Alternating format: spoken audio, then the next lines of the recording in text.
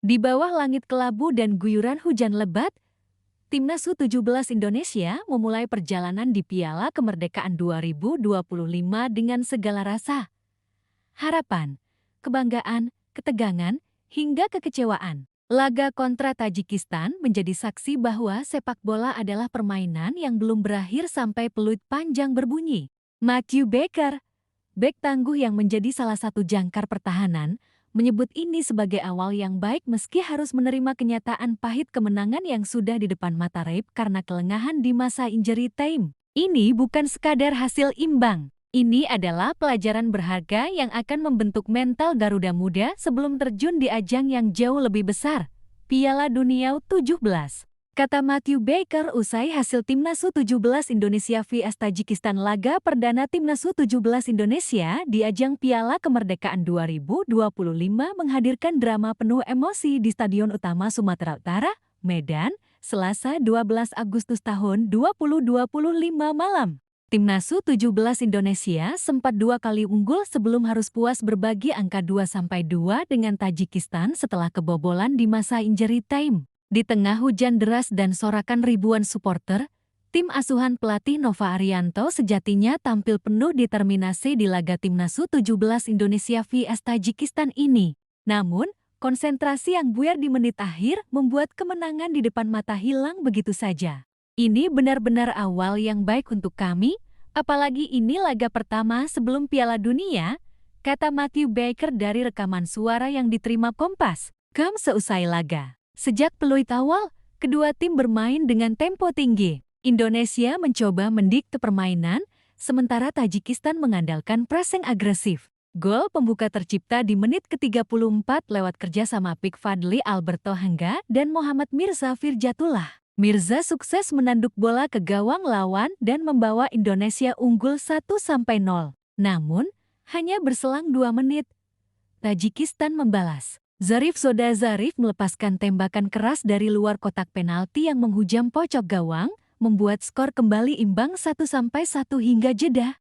Garuda Muda kembali memimpin di awal babak kedua. Tepat di menit ke-49, giliran Fadli Alberto yang mencatatkan namanya di papan skor lewat sundulan keras hasil umpan Izar Jacob Tanjung. Indonesia terus menekan dan memiliki peluang emas melalui Evandra Florasta dan Niputu Panji, namun penyelesaian akhir masih belum maksimal.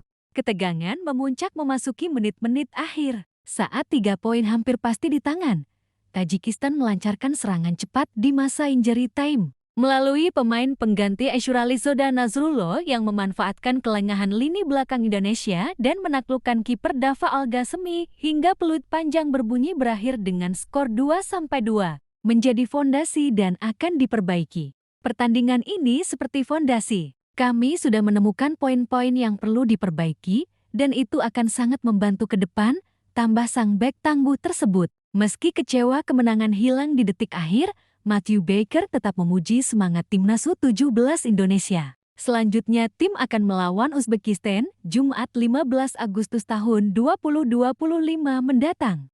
Baker menegaskan, lawan-lawan yang akan dihadapi berikutnya justru menjadi ujian yang dibutuhkan. Saya senang dengan cara tim bertarung hari ini. Semangat itu yang harus terus dijaga. Kami akan mencoba lagi dan meraih hasil yang lebih baik di 2 laga berikutnya, ujar pemain Melbourne City FC. Kami punya banyak pertandingan bagus melawan tim-tim kuat setelah ini. Itu penting, karena di Piala Dunia nanti kami akan benar-benar mendapat tantangan, pungkasnya. Kata Matthew Baker usai hasil Timnas U17 Indonesia vs Tajikistan.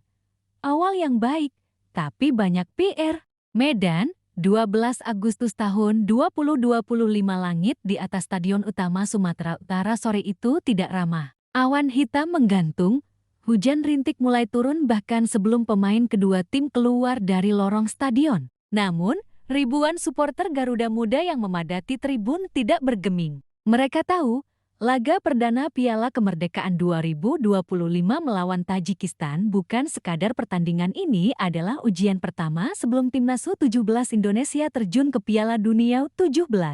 Bagi banyak orang, Piala Kemerdekaan hanyalah turnamen persahabatan yang digelar untuk memeriahkan bulan kemerdekaan. Tapi bagi Nova Arianto dan anak-anak asuhnya, Ajang ini adalah simulasi nyata sebelum menghadapi panggung terbesar. Lawan yang diundang pun bukan tim sembarangan.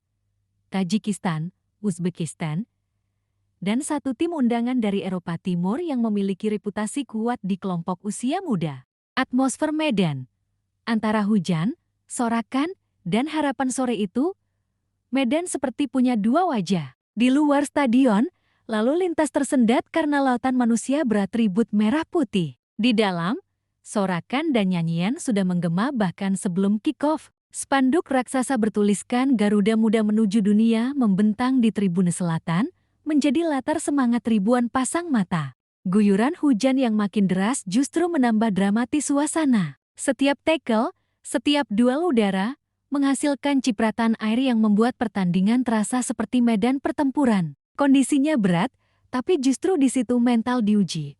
Ujar salah satu penonton yang datang dari Binjai, mengenakan jas hujan tipis sambil menggenggam bendera kecil.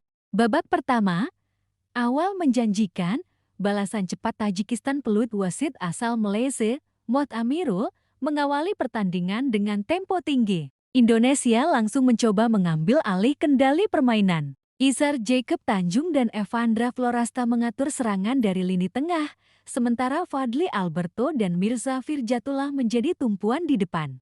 Tekanan Indonesia berbuah pada menit ke-34. Izhar mengirim bola ke sisi kiri pada Fadly, yang dengan cerdik melepaskan umpan silang terukur. Mirza, yang lolos dari kawalan bek lawan, meloncat tinggi dan menanduk bola dengan sempurna. Kiper Tajikistan hanya bisa melihat bola meluncur deras ke pojok gawang. Stadion pun berguncang. Namun, kebahagiaan itu tak bertahan lama. Hanya 2 menit berselang, Zarifzoda Zarif dari Tajikistan membalas dengan tembakan keras dari luar kotak penalti. Bola menghujam pojok atas gawang, tak terjangkau oleh Dava Al-Ghasemi. Skor kembali imbang 1-1, dan tensi pertandingan pun naik. Babak kedua. Gol cepat dan peluang terbuang. Tak mau kehilangan momentum, Nova Arianto menginstruksikan anak asuhnya untuk menekan sejak awal babak kedua. Hasilnya, di menit ke-49, Fadly Alberto sukses mengembalikan keunggulan Indonesia. Kali ini ia menjadi eksekutor, menanduk bola hasil umpan silang matang dari Izhar Jacob. Setelah unggul 2-1, Indonesia punya setidaknya 3 peluang emas. Evandra melepaskan tembakan dari jarak dekat yang sayangnya melenceng tipis. Iputu Panji juga nyaris mencetak gol setelah memanfaatkan kemelut di kotak penalti, namun bola masih membentur mistar. Tajikistan yang tertinggal mulai bermain lebih terbuka. Mereka mengandalkan umpan-umpan cepat dan pergerakan diagonal penyerang pengganti, Ashralizoda Nazrullah. Detik-detik pahit. Kebobolan di masa injury time ketika waktu normal memasuki menit ke-90, supporter Indonesia sudah mulai bersorak seolah kemenangan di depan mata. Namun, sepak bola punya cara sendiri untuk mengajarkan pelajaran keras. Di masa injury time, Tajikistan mendapatkan kesempatan serangan cepat setelah bola direbut di tengah. Nazrullah, yang baru masuk di babak kedua, berlari tanpa kawalan berarti ke arah gawang. Satu sentuhan untuk mengatur posisi, lalu tembakan mendatar melewati jangkauan Dava. Skor menjadi 2-2 dan peluit panjang tak lama kemudian mengakhiri laga. Reaksi Matthew Baker. Awal yang baik, tapi banyak PR bagi Matthew Baker. Bek Melbourne City FC yang memperkuat Garuda Muda, hasil ini campur aduk. Pertandingan ini seperti fondasi. Kami sudah menemukan poin-poin yang perlu diperbaiki dan itu akan sangat membantu ke depan, ujarnya. Ia menegaskan bahwa laga-laga berikutnya akan menjadi ujian yang dibutuhkan. Saya senang dengan cara tim bertarung hari ini. Semangat itu yang harus terus dijaga. Kami akan mencoba lagi dan meraih hasil yang lebih baik di 2 laga berikutnya. Tambahnya, analisis taktik. Pressing tinggi vs blok rendah pertandingan ini memperlihatkan 2 gaya berbeda. Indonesia mencoba mendominasi dengan pressing tinggi. Sementara Tajikistan menunggu di blok rendah sebelum melancarkan serangan balik. Keunggulan Indonesia terlihat di sisi sayap, terutama kerjasama Fadly dan Izhar yang menghasilkan 2 gol. Namun, kelemahan ada pada transisi bertahan. Gol kedua Tajikistan menjadi contoh jelas bagaimana pressing yang tak kompak bisa memberi ruang bagi lawan di momen krusial. Laga berikutnya, ujian melawan Uzbekistan setelah Tajikistan.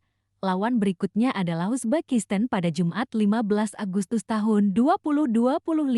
Tim ini dikenal memiliki fisik tangguh dan organisasi permainan yang rapi. Hasil imbang di laga pertama membuat Indonesia wajib meraih kemenangan jika ingin lolos ke final.